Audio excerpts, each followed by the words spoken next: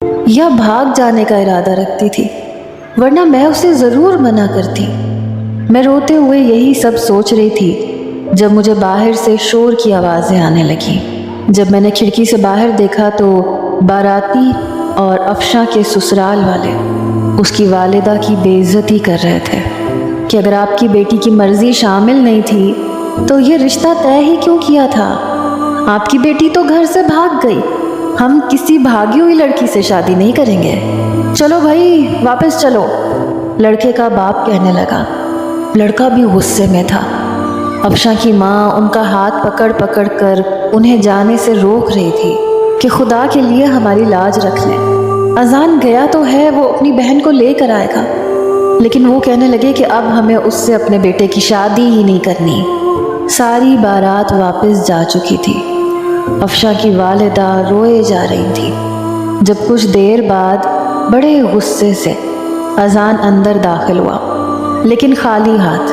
کہنے لگا میں نے ہر جگہ تلاش کر لیا لیکن وہ پتہ نہیں کہاں غائب ہے، لیکن اماں وہ مجھے مل جاتی تو میں گولی اس کے سینے میں اتار دیتا۔ پھر بڑے غضبناک لہجے سے بولا، وہ لڑکی کہاں ہے جس نے افشاں کو بھگایا ہے؟ میں اسے بھی نہیں چھوڑوں گا۔ یقیناً یہ سب کچھ اس لڑکی کی وجہ سے ہوا ہے۔ میری بہن کی بارات واپس چلی گئی، ہم برادری میں منہ دکھانے کے قابل نہیں رہے۔ اگر وہ افشاں کا ساتھ نہ دیتی تو آج یہ سب نہ ہوتا۔ آج میں اس لڑکی کو چھوڑوں گا نہیں، وہ یقیناً جانتی ہے کہ افشاں کہاں ہے۔ یہ کہتے ہوئے وہ بنگلے کے اندر کی جانب آنے لگا۔ اسے اندر آتا دیکھ کر میری جان نکل گئی۔ میں نے جلدی سے اپنا موبائل نکالا، اپنے بابا کو فون کرنے لگی کہ وہ مجھے لینے آ جائے۔ میرے بابا کہنے لگے اتنی جلدی شادی ہو گئی تمہاری دوست کی؟ لیکن جب میری سسکیاں سنی تو پریشان ہو گئے۔ میں نے کہا بابا آپ جلدی سے مجھے لینے آ جائیں۔ کہنے لگے اچھا میں آ رہا ہوں، لیکن تم رو کیوں رہی ہو؟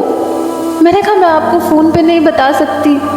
میری بات ابھی یہیں تک پہنچی تھی جب میرے کمرے کا دروازہ کھلا۔ میں نے جلدی سے فون بند کر دیا۔ اذان سامنے کھڑا تھا۔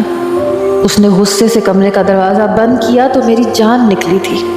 کہنے لگا مجھے بتاؤ میری بہن کہاں ہے؟ میں نے کہا میں سچ کہہ رہی ہوں، مجھے نہیں پتا افشاں کہاں ہے۔ وہ کہنے لگا میں نہیں مانتا، تم سب جانتی ہو، تم پہلے بھی ہمارے گھر آتی تھی، 2 گھنٹے کمرے میں گھس کے بیٹھی رہتی تھی۔ وہ یہی کہتی تھی کہ میری بیسٹ فرینڈ ہے اور تم بھی کہتی تھی۔ میں نے کہا ہاں ٹھیک ہے میں اس کی دوست تھی، وہ مجھ سے باتیں بھی کرتی تھی، لیکن اس نے مجھے کبھی اس بارے میں کچھ نہیں بتایا۔ وہ کہنے لگا مجھے تمہاری بات کا اعتبار نہیں ہے۔ میں نے کہا میں آپ کو کیسے یقین دلاؤں؟ وہ کہنے لگا شرافت سے میری بہن کا پتہ بتا دو، ورنہ تم سوچ بھی نہیں سکتی میں تمہارے ساتھ کیا کروں گا۔ کچھ دیر بعد ہی میرے والد آ چکے تھے۔ چوکیدار کا اس کو فون آیا کہ اس لڑکی کے والد اسے بلا رہے ہیں۔